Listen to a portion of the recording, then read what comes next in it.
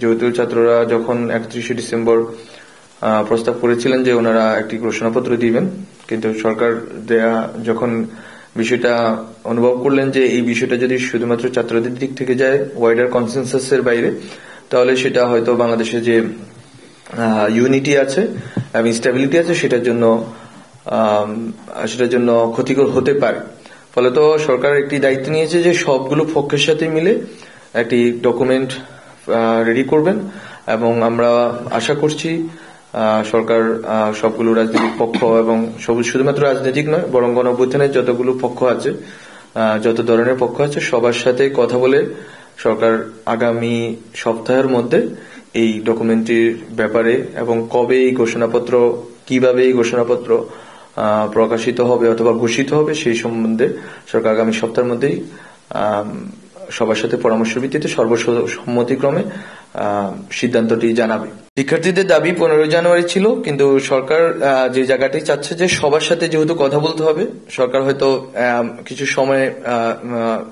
সময় বৃদ্ধি হতে পারে, কিন্তু এটা দেরি হবে না, খুব বেশি দেরি হবে না, হয়তো তাদের সময়সীমার কয়েকদিনের মধ্যেই এটা হয়ে যাবে।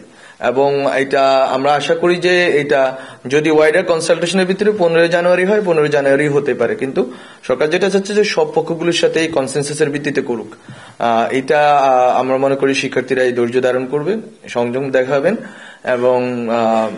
এবং এইটা সবার মাধ্যমে যদি হয়, সর্বসম্মতিক্রমে হয়, তাহলেই মনে করি এটা বাংলাদেশের জন্য ভালো হবে, সবার জন্যই ভালো হবে।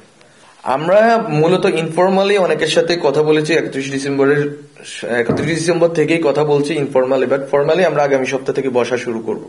এবং এই বসার ধরন বা প্রক্রিয়া সম্বন্ধে আমাদের দৃষ্টিভঙ্গি হচ্ছে যে অন্তত যেসব বিষয়ে একটা প্রক্লেমেশনের দুইটা পার্ট থাকে বেসিক্যালি, যে প্রথমে থাকে আমরা কি কারণে এটা বলছি এবং আমরা কি চাচ্ছি, দুইটা তো থাকে। তো আমরা যে কারণে চাচ্ছি প্রক্লেমেশনটা, আমরা মনে করি এই ক্ষেত্রে রাজনৈতিক দলগুলোর মধ্যে এক ধরনের ঐকমত্য আছে যে শেখ হাসিনার ফ্যাসিজম এবং এই ফ্যাসিজমের যে ধারাবাহিকতা বাংলাদেশে হিস্টোরিক্যালি, সেটার একটা প্রেক্ষাপট হয়তো আমরা বর্ণনা করব যদি প্রক্লেমেশনে এভাবে রাখতে হয়। আর প্রক্লেমেশনের দ্বিতীয় পার্টে যেটা আছে যে আমরা কি চাই, এই রাষ্ট্রটা কিভাবে চালিত হবে এখন এই গণঅভ্যুত্থানের গভর্নমেন্ট, সেসব বিষয়ে আমরা মনে করি কয়েকটা বিষয় হয়তো কন্টেনশাস পয়েন্ট থাকতে পারে, বিতর্ক থাকতে পারে, অথবা ওইটা আরো মোর কনসালটেশন দরকার হতে পারে, সেই ক্ষেত্রে আমরা কনসালটেশন করব। সুতরাং যেসব বিষয়ে আমাদের ঐকমত্য অলরেডি আছে, যে ঐকমত্যের ভিত্তিতে গণঅভ্যুত্থান হয়েছে, সেই ঐকমত্যের জায়গাটা হচ্ছে আমাদের স্টার্টিং প্রসেস, মানে আমরা ওই ঐকমত্যের জায়গাগুলো ধরে শুরু করব।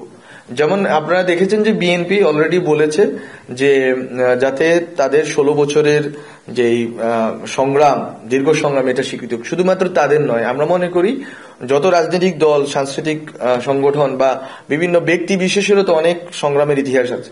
ফলত গত 16 বছরে যারাই নিপীড়নের শিকার হয়েছেন গণতান্ত্রিক লড়াই, সবার কথাই আমরা মনে করি এখানে থাকবে জেনারেল অ্যান্ড ইউনিভার্সাল ল্যাঙ্গুয়েজে। হ্যাঁ, এটা থাকবে। আমরা এটাতে আমরা চাচ্ছি যে এরকম যদি অন্য কারো এরকম প্রস্তাবনা থাকে যেটা পাবলিকলি আমরা পাচ্ছি, মিডিয়াতে পাচ্ছি, এগুলো সবই এখানে অন্তর্ভুক্ত হবে।